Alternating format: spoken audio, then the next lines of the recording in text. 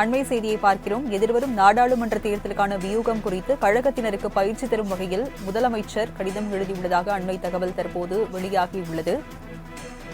நாடாளுமன்ற தேர்தல் எதிர்வரும் நிலையில் தேர்தலுக்கான வியூகம் குறித்து கழகத்தினருக்கு பயிற்சி தரும் வகையில் முதலமைச்சர் மடல் எழுதியுள்ளதாக அண்மை தகவல் தற்போது வெளியாகியுள்ளது. விவரங்களை செய்தியாளர் செலீனா வழங்க கேட்கலாம். செலீனா, இது குறித்து விவரங்கள் என்ன?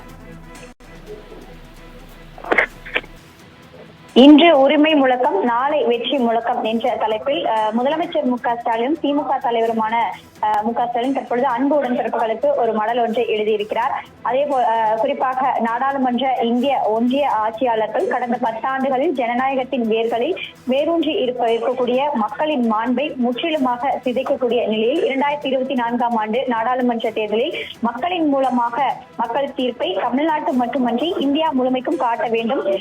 அந்த கடமை திராவிட மாடல் அரசுக்கு இருப்பதாக தமிழ்நாடு முதலமைச்சர் மு.க.ஸ்டாலின் அறிக்கை ஒன்றை வெளியிட்டிருக்கிறார். அதில் குறிப்பாக திமுக என்பது ஒரு மாநில கட்சி தானே என்று எண்ணி நகை போட வேண்டாம் என்றும், மாநிலங்கள் சொல்லும் போது திமுகவை விமர்சித்து பேசுவதை வழக்கமாக கொண்டிருக்கிறார்கள் என்றும், அந்த அளவிற்கு திமுகவின் கொள்கையும் பலமும் உடன்பிறப்புகளும் உங்களுக்கு உரித்தாகி இருப்பதாகவும், பாசிச சக்திகள் அச்சிடப்பட்டிருக்கக்கூடிய இந்த மதவெறி அரசியலை நடத்தும் பாஜகவை கருத்தியல் ரீதியாகவும் செயல்பாட்டு ரீதியாகவும் எதிர்கொள்ள வேண்டிய வலிமை மாநில கட்சியான திராவிட முன்னேற்ற கழகத்திற்கு இருப்பதாக கூறியிருக்கக்கூடிய நிலையில் அரசியல் கருத்துக்களை, கொள்கை முரண்பாடுகளை ஜனநாயக வழியில் எதிர்த்து நிற்கவே, அதே போல நேர்மையில்லாத ஒன்றிய பாஜக அரசு தன் வசைப்படுத்தியிருக்கக்கூடிய அமலாக்கத்துறை, மத்திய புலனாய்வுத்துறை, வருமான வரித்துறை இவற்றை ஏவி தனக்கு எதிரான இலக்குகளை தொடர்ச்சியாக செய்து வருவதாகவும், பாஜக அரசியல் இல்லாத மாநிலங்களில் சட்ட நெருக்கடியை ஏற்படுத்துவதுடன் சட்டமன்றத்திலும் தனது கைப்பாவையாக வைத்திருக்கக்கூடிய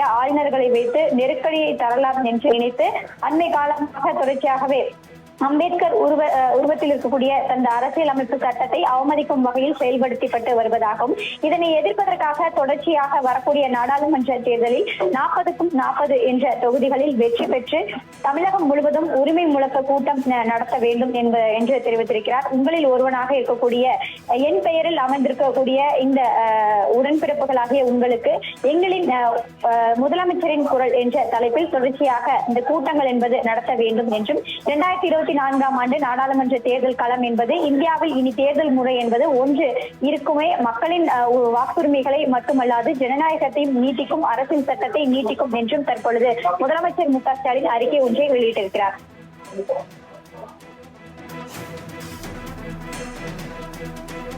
விவரங்களுக்கு நன்றி செலீனா.